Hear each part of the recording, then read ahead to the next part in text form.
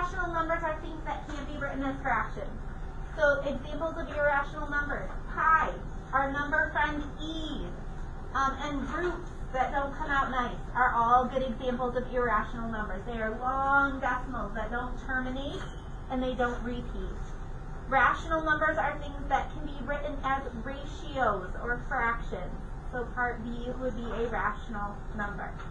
It would also fit into the category of real, right? Like these fit into other categories too, but the most specific name I can give is that it is a rational number. So make sure you give it the most specific name. And if you're not sure, you can list all the names. You can say it's real and it's rational. Like you can list all the things that are true about it, and that's fine too. Graphing. Brackets mean closed circle, because you can reach and go to that number. Parentheses mean open. How'd we do for those? 1 and 2 pretty easy? Okay. Kind of starts off easy and gets trickier. Let's see how we did with 3A and B.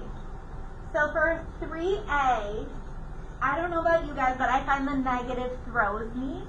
So the first thing I do is I flip my fraction, and then I go on a squaring spree, and I square everything in the parentheses, the numerator and the denominator.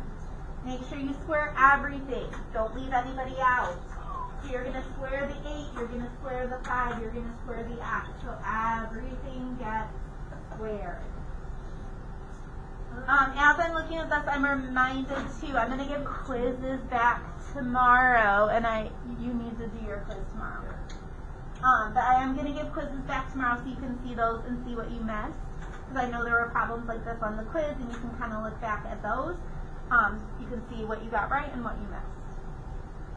For part B, the way I would attack this one is I would square and cube respectively, and then I would combine, and then I would reduce. So kind of in that order, that would be my order of attacking that problem. So make sure you think about them individually, like think about them in categories, like look at your numbers, / coefficients, like look at those and reduce them. Then think about your x's, then think about your y's. How'd we do with A and B? Are we okay on those? Sure. For the most part, do you have a question about them? No? Yes? No. Okay. Just nodding along. Got it. Okay. Part C. Yes, I meant for it to be 12.5. If you look at each of those roots individually, they look like, no thank you, I really don't want to do that, right? So anytime you encounter roots that look like, I really am not interested in actually doing the root, that probably means that you need to simplify first. So notice that I multiplied the coefficients and I added my exponents, and then it turned into something much nicer that I could square root. So we know the square root of 25 is 5, and then if we divide, 10 divided by 2 gave me my x to the 5th, 8 divided by 2 gave me my y to the 5th. Part D was a keep, change, flip situation. I feel like you guys block some things out for middle school. This is one that you do not block out. Like we remember keep, change, flip. I don't know if they made you recite it. I'm not sure, but you guys remember this. So this first fraction stays the same, except I did factor the denominator. Change to multiplication. Flip the second fraction. Cancel out the stuff that cancels, so you should be left with just 1 over x minus 2. Good? Rationalizing. Remember, rationalizing means that you're going to look at whatever part of the fraction is in question, and you're going to make sure there are no more roots that live there. You could also have different signs for me. You could have a positive one, and then this could be negative, and this could be positive. So you could have different signs if you flip all of them. So again, this could be positive 1 over negative 4 root 3 plus 8. That would also be okay. Anybody with questions on the end of the first page? Yes, no? Okay. Go ahead and flip. Okay. And again, maybe you didn't quite get through all the ones on the back. Maybe we didn't quite have enough time. Make sure that you know what you got to though, so that way as you are looking at your work, you can look at it and think like, okay, this is how far I got. Alright. Sorry, I was looking at the numerator there thinking, could I factor it? But I can't because of the sign. So I was having a moment where I was like, oh, I could factor it, but no. No. I'd need a negative 12, and I don't have that. So I got a common denominator. It's never helpful to multiply out the denominator. So leaving that in factored form is always for the best. Okay? And I think multiplying it out leaves room for error anyway, so I don't know that that's something that we really would want to do. Then in the numerator, I distributed the 3, distributed the x, and combined my like terms. So the numerators we do multiply out. The denominators we don't. We leave those alone. How did we do on that one, okay? Michaela, okay? You look mildly pained. Are you sure you're okay? Yeah, I'm sure. Okay. You had a look about you on that one. Okay. I'm going to leave that there for a second. Alright, solving. Remember that you have options for how to solve. I'm not going to tell you how to solve on the test. That's the good news. On the homework, remember, I said specifically for this I wanted you to do quadratic formula, and then this I wanted you to factor. I'm not going to tell you what you need to do here. I'm not going to tell you need to factor and solve, or you need to use quadratic formula, or what have you. So you can use whatever method you like. So I used factor and solve. You could have used something else. You could have even completed the square. We're feeling super wild and crazy. That's usually everybody's like last ditch effort. For number 7,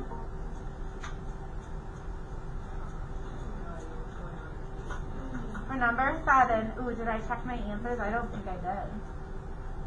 Oh, we plug it back in, didn't we? We do. We need to plug them back in. I forgot how to do that. So 5, let me start with 4 then. Let's plug it back in together. 5 take away 4 is going to give me 1 plus 1. Does that equal 4 minus 2? Yes. So 2 equals 2. That worked out. So I like the 4. The 4 is good news. Let's plug in the 1.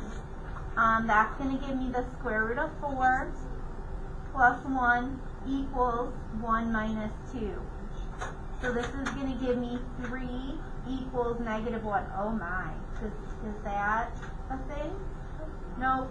So this is no go. So my only solution is x equals 4. If both solutions hadn't worked, it is possible to get a no solution answer. It's not common, but it's possible. Would you do that to us on the test? No, that doesn't sound like me. She really was. Doesn't sound like me. I don't know. Maybe if you guys were like really bad, I would like passive aggressively let you know by giving you awful test questions. That would be rude. I know. That would be rude. That was a very devious look. I didn't say I was gonna do it. I said maybe that's how I It's definitely in your thought mindset, though. Oh, Okay, here, I'll leave those up so you can see those. Here are the next ones. So I multiplied by what was in the denominator for number 8 so I could get rid of stuff and make my life more simple and not have fractions. And then looks like I factored and solved. I sure did. I took out an x and I had x minus 7 left.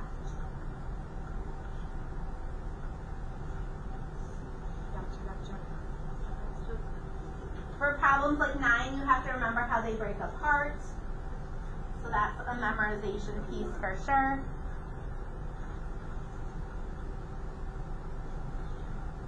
And then 10 is like the ones we did off of the homework. I'll move it up in just a second. So 10 is like the problems we spent some time going over already today. You do need to make a table for the test though. So notice I don't have a table for this one. So this is almost like a do as I say, not as I do sort of moment. But you are going to have to fill in the table. The table will look just like these. Bless you. So it'll be there for you, and you're going to have to create your table with the intervals and then checking and then the true false. Or again, you can write it like the book does. It doesn't matter. Whatever way is more comfortable for you. This one was already nice and factored out for us. So that was kind of cool. So check your values, plug them in. How'd we do? Okay. Not terrible. Okay, I'll take not terrible. We've got a couple more days to review. But we gotta keep improving. Growth mindset here. So I'm gonna give you a little homework for tonight to do some more review questions on your own. Again, the more we practice, the better we get. So I'm going to tell you what that assignment is. Tomorrow, just to change things up a little bit, the activity isn't going to be paper pencil. We're going to do some stuff on the Chromebook tomorrow. I've got a quiz and I've got a Wiser Me activity. If you've never done them, it's friendly with Google, and so you can submit it to me, and it's an online kind of interactive worksheet. And then, like I said, on Thursday, again, I'm going to change it up again, so we're not doing the same thing every day. We're going to do a whiteboard review. So I've got a lot of stuff ready for you to help you get ready for the first test. I know it can be kind of anxiety-provoking because it's test number 1. Assignment number 13 is your homework for tonight. It seems nicer than what it is, so I apologize right now because some of them have multiple parts. You're going to do 1 through 8 and 11 on page 128.